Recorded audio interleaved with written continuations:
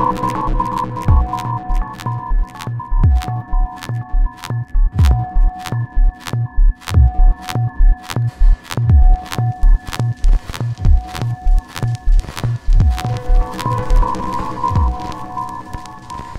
HPrizm, very curious, and we've known each other a while, but curious about how your approach is. So, let's take a look at how you do it. Well, whatever software I'm using at the time kind of, dictates the sound palette, but, I definitely like Reason a lot because, the emulation of the synths and samplers that it has built in is pretty extensive because they have like modular synths, subtractive, additive, so they have all of the emulations of the joints. So this is actually a Moog emulation patch. This is the built-in synthesizer here, and it has a sequencer built in the actual synth itself, and that sequencer can control whatever parameter you assign it to. And this is the patch right here. I like the sound too. It's kind of chunky and dirty. Yeah, you can play with it and get it to have some nice grit to it. I went to an actual seminar, and one of the product designers from Reason was there, my man James, and I started talking to him about things that I wished, the software was able to do, and he was like, it does, it does, yeah. And when he really got under the hood and started showing me how close the modeling was with, CV routing, control voltage routing, and blah, blah, blah. And, it opened up a whole nother level of synthesis to me. So now I'm back at square one, honestly, where I feel like, I'm in a playground right now, with the synths that just in there.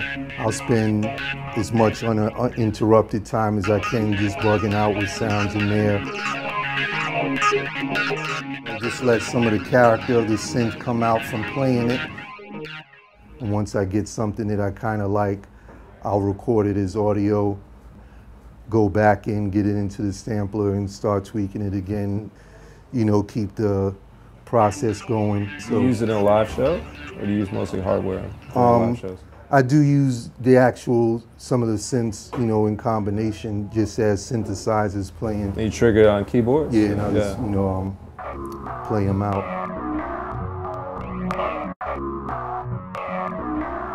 And I've seen you guys play at Antipop Consortium. I remember you guys had like a table full of gear, and you're all wired up, and right. You're all basically playing. You're not working on a grid. You're not working locked together. That's not what it No, looks it's like. not tempo synced or anything. Yeah. But our, early tagline was bringing the studio to the stage. So, whatever we could get through customs and traveled well was what, initially we were taking on the road. For a little while there was the hope that, the laptop environment would kind of reduce how much, we brought out and blah, blah, blah. But, now I'm kind of going back the other way just because of the durability of some of the gear, travels better. And rocking with, the controller as well now, I know gives it a lot more flexibility to not be so attached to the screen. Yeah, exactly. But production-wise, what is the main separation between like your production side and the performance side? Performance-wise, I make sure I don't have the laptop in front of me. Right. Production, I have the laptop in front of me. Right. But performance, I want to make sure I have a connection to the audience. But also, when we used MPCs and all these kind of things, the controller was the instrument entirely. All the audio was inside, it was all contained. So losing the control and the tactile, way of playing, it's a big loss. So even in production, I think it's important to have some sort of tactile, I know earlier we were building and you were telling me about your background as a percussionist, which, I know goes heavily into your production style, but... usually in the Badawi stuff, at least the older stuff, is mostly my percussion. And I use the EMU E6400 sampler. Right. And I would really mess around with the loops and how short and how long a loop was instead of working with a grid. Right. So that's kind of why I use Ableton, because the whole grid concept is a little lost. I mean, you can work with the grid in the arrangement view, but you also have the session view, so you can trigger it. So it's very percussive in that sense.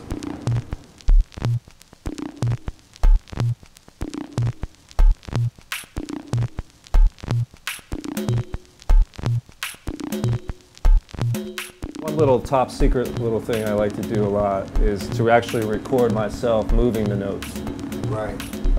That way I start to come up with a lot of different combinations without sitting there and kind of repeating it over and over, going back, and so I start to create fills, which I discovered you could do with Ableton. You put it in record mode, it actually records every single change you make in the clip. Right. Like this.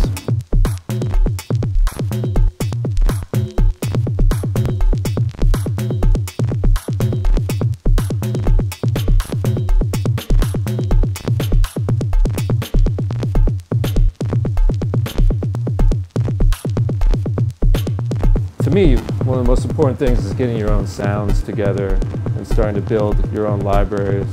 I don't know how you work. That's kind of the most important thing to me. Right. I mean, the way how things have advanced, between sound design and just straight up, found audio, there's enough flexibility, you know what I'm saying, to really personalize the production. Before I even get to the drums, I'll just keep really tweaking the patch enough so that it has enough modulation so that it stays wavy and interesting, you know what I mean? Yeah, that's a good point, because I always find that something needs to change, like even in the sound.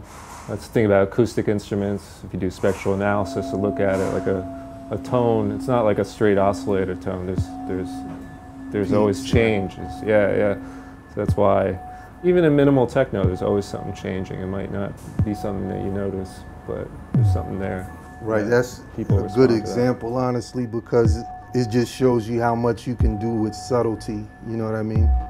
And that's a dynamic that I try to temper, with like loop-driven beats and whatnot, but still have just enough subtlety with the filters and, delays and what have you, that it changes enough just to challenge your ears a little bit, you know what I mean?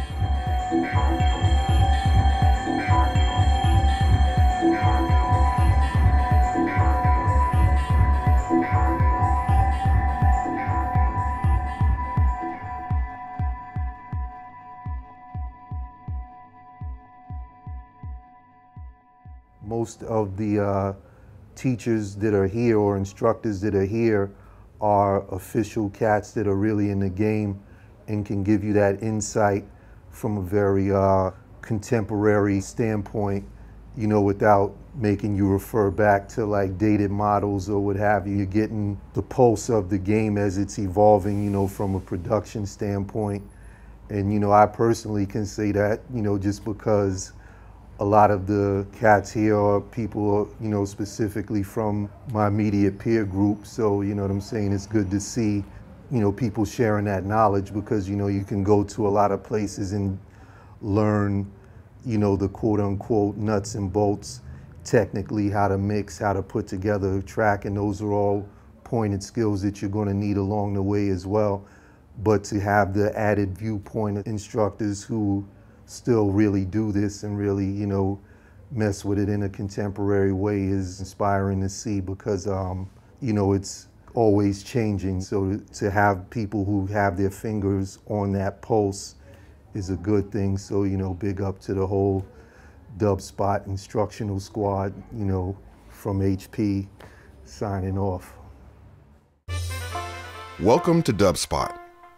We believe in providing you hands-on experience right away. Whether you're completely new to music and want to turn the sounds in your head into a musical reality, or you're an experienced artist looking to refine your skills and add new tools to your arsenal, we're ready to meet you at your level. For students of all ages, all levels, and all styles of music, Dubspot is here to help you achieve your goals.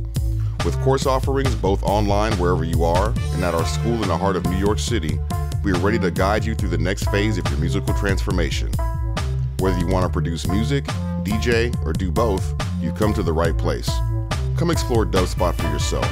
Become a part of our community and make music.